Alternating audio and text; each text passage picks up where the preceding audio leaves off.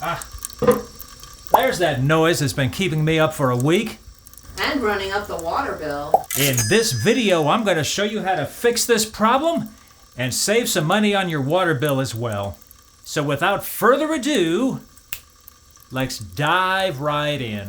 Alright, so the first thing you're going to want to do on any project like this is shut off the water. Now sometimes you'll shut off a water valve if you have an older house and it just doesn't quite want to shut off.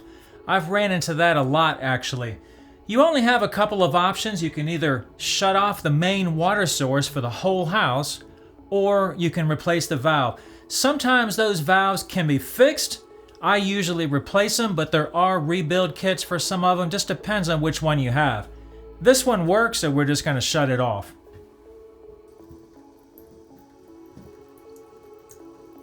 Alright, now that we've got the valve shut off, we want to push the flush handle and flush all the water out of the tank.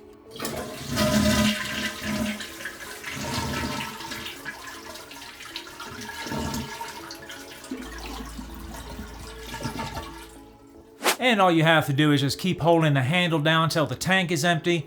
Next, if you have a shop vac, that's the best way, or you could get some towels and dry out the bottom of the tank. That way when you take the fill valve out, you're not spilling the rest of what's in the tank all over the floor.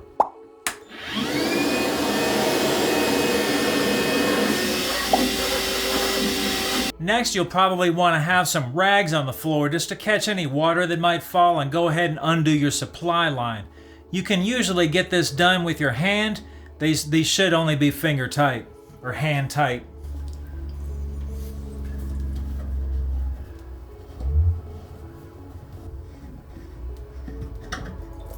Alright, so next all we got to do is take out the fill valve. It's another plastic nut that's usually hand tight, but to help it come loose, I'll take one arm and push down on the top of it, and that'll kind of squeeze the rubber just a little bit.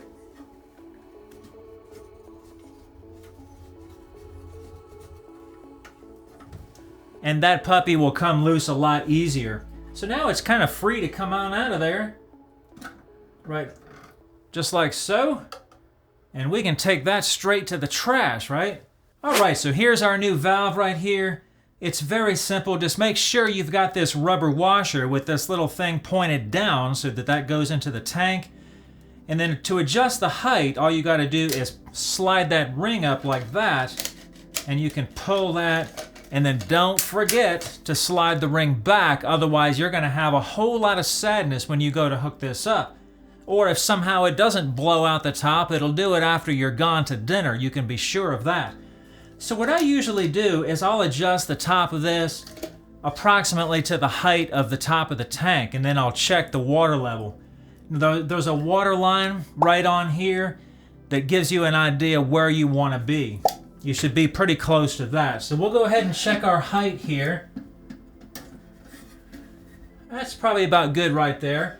Go ahead and slide your ring back. Make sure it's locked. All right. Now we're going to just put the nut back on the bottom. Now when you tighten the nut, see there's a little discharge right here? That needs to be pretty much in line with your flush valve. That way when you put the hose there, it's just a little short little trip. So make sure that's oriented correctly. And I'm going to do the same thing and push down on the top to squeeze that rubber, and that'll get it a little bit tighter. Now these things come with a hose. I've already cut this hose. All you got to do is cut your hose to length with a pair of scissors or a box knife or whatever.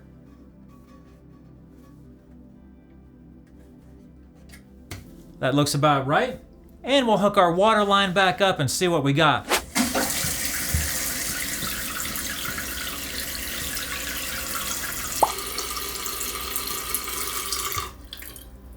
Alright, so it filled up and our water line was a little bit low. So very simple, take the ring loose and raise that up a notch.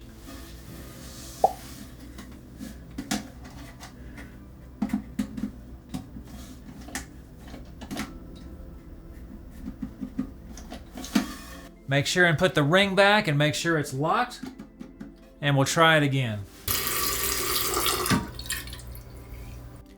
So we're right on target here. It's a little high, so all we have to do, see it says tank water plus, tank water minus. We'll turn it back a few turns.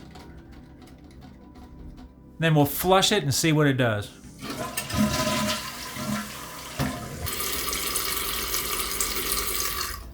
Can't get no better than that. That's all we got to do. So these are fine adjustments. These are coarse adjustments. Now normally I would replace the flapper, but this flapper is actually not leaking. If you get that fill sound every 3 or 4 hours, you know, hey, the toilet's filling up again, that's your flapper. That's also another video. Alright, so I hope this video has been helpful. Thanks for watching.